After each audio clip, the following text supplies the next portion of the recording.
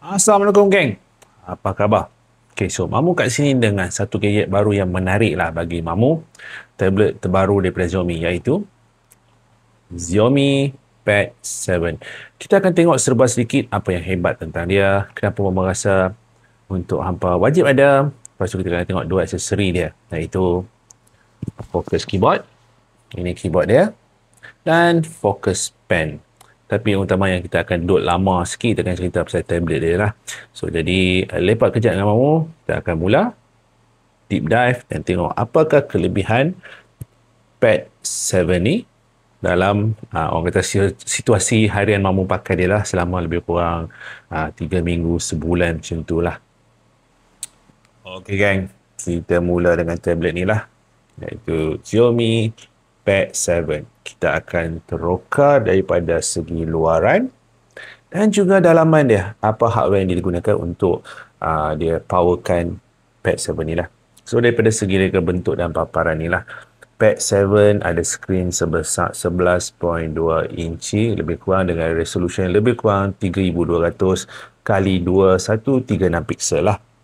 Refresh rate dia pula agak tinggi, iaitu sehingga 144Hz. Jadi bila hampa scroll, animation dia akan smooth dan semua akan lancar bila hampa buat kerja lah. So paparan dia juga menyokong DCI P3, iaitu warna yang lebih orang kata rich dan juga kecerahan maksimum sekitar 800 nit menurut spek yang ada daripada website dia orang lah. So basically Mamu tak pakai kat luar, banyak pakai kat dalam rumah sajalah untuk membuat kerja dia lah. So dari segi ketebalan dia lah, tablet ni agak nipis, lebih kurang 6.18mm dan berat dia sekitar 500 gram lah. Dia menggunakan port Type-C di bawah ni dan juga quad speaker. So hampa nampak ada dua speaker sini dan juga dua speaker di sebelah atas. So hampa akan dapat lebih audio yang lebih immersive bila hampa orang kata tengok Netflix ataupun untuk segi gaming lah.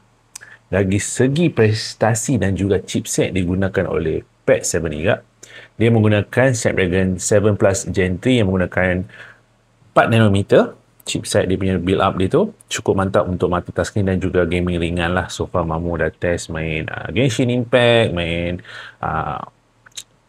Honor of Kings, Mobile Legends, so far no problem lah. So dia ada dua pilihan storage lah, 8GB RAM 128 ataupun 12GB RAM 256. So model yang Mamu dapat ni adalah 12GB RAM 256 lah. So gaming, dari segi gaming, kalau game yang berat-berat macam contoh Genshin Impact agak panas lah. So dia akan drop performance dan frame rate pun akan jatuh lah. Okay. Dari segi kapasiti bateri untuk Pad 7 ni sekitar 8,850 mAh untuk model ni lah. So charging speed dia pula sekitar 45 watt tak silap Mamu. So lebih memadai lah, pasal Mamu tak bawa pergi mana. Bateri pun boleh tahan dalam 2 hari 3 hari penggunaan Mamu lah. So bila Mamu buat untuk streaming, tengok Netflix ataupun edit video review, Mamu tahanlah dalam 2 hari macam tu. Tapi bila Mamu main game lama sikit, heat management tu akan terasa lah, panas lah, heat management tak berapa sangat lah orang kata kan.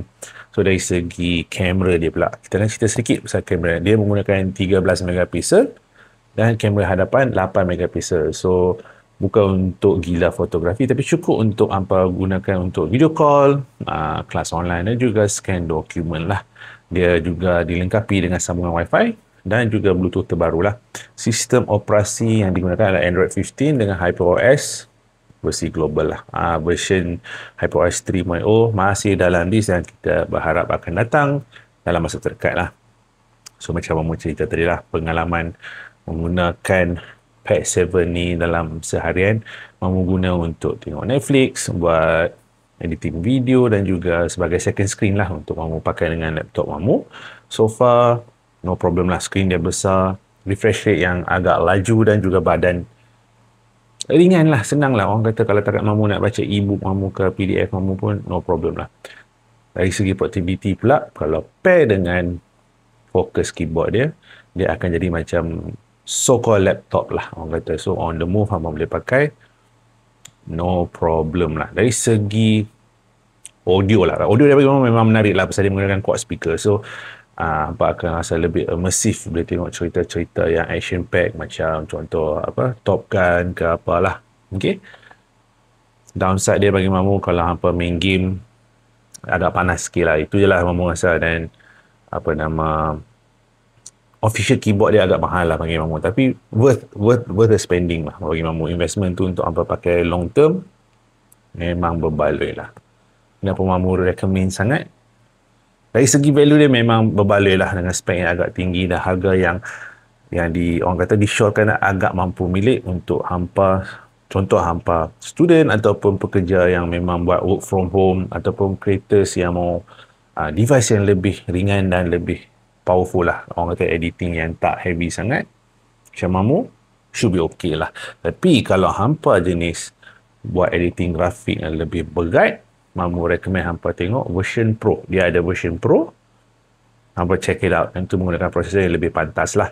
So tapi kalau hampa macam mamu, Pad 7 ni lebih dah cukup memadai untuk hampa buat kerja harian, editing video ataupun santai-santai tengok Netflix.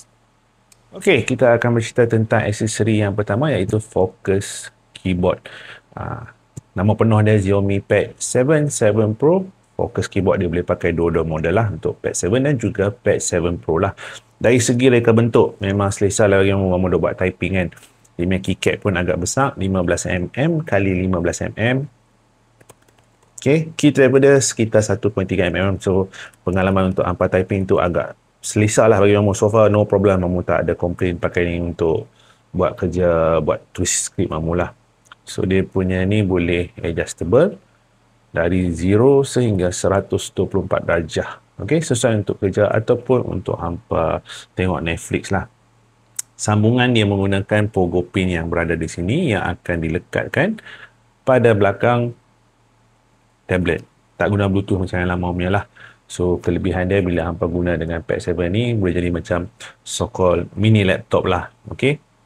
Downside dia, keyboard dia, harga dia lah, tambahan kos, dan juga keyboard ni tak sebesar macam laptop. Tapi untuk hampa yang banyak menaik, not recommended lah. Tapi untuk macam mamu casual typing, hampa nak respon pada orang kata WhatsApp ke apa, should be okay lah. Okay, so mamu akan tunjuk macam mana kita akan lekatkan dengan tablet ni lah. So pada tablet ni hampa boleh nampak belakang dia ada pogo pin dia, sebelah logo Xiaomi. So hampa just lekat dan dia akan magnetize situ. So dari sini, bila dia dah magnet, kat sini hampa akan nampak lampu keyboard tu akan menyala. Okay, dalam setting dia pun hampa boleh adjust dari segi keyboard punya layout ataupun berapa cepat dia nak detect, semua dalam setting. So kita akan bercerita tentang aksesori yang kedua pula.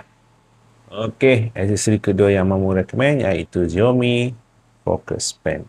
So spek utama untuk Xiaomi Focus Pen ni, dia mempunyai pressure sensitivity sehingga 8192 level, sampling rate sehingga 240 Hz dan latency sekitar 3 milisecond.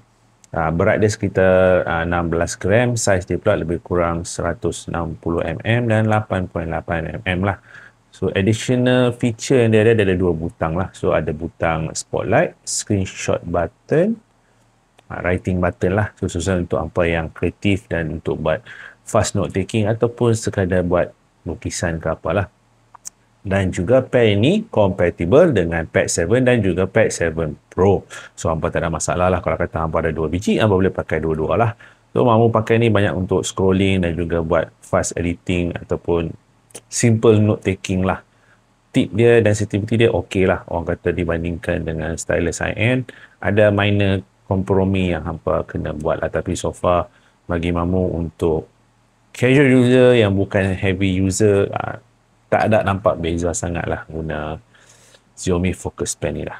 Macam mana dia cas, kita akan tengok sebentar lagi. Mamu akan tunjuk dia kena guna tablet ni. So hampa hanya perlu lekatkan di atas, dia akan keluar notification bahawa pen itu dicas. So basically kat sini area tempat yang hampa akan letak pen hampa untuk dicas lah. Right?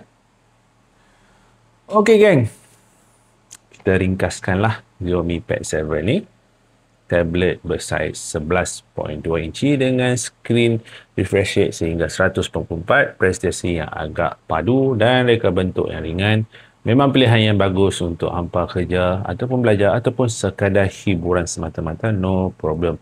Fokus pen dan juga fokus keyboard dia pula adalah dua aksesori tambahan yang membuatkan tablet ini jadi lebih sebangunan sama ada untuk hampa menaik banyak ke ataupun biasa reply WhatsApp ataupun lukis ataupun sekadar note taking. Kalau hampa tanya mamu lah, kalau hampa nak satu tablet yang boleh guna kerja untuk chill-chill dan juga aktiviti, hampa boleh ambil Pad 7 Plus dengan keyboard kalau bajet mengizinkan. Tapi kalau kata bajet anda agak terhad, no problem. Tablet dia pun sudah memadai dengan value yang agak tinggi bagi mamu lah. Alright. So, kita akan berjumpa lagi pada video yang akan datang. Stay creative, stay productive. Assalamualaikum.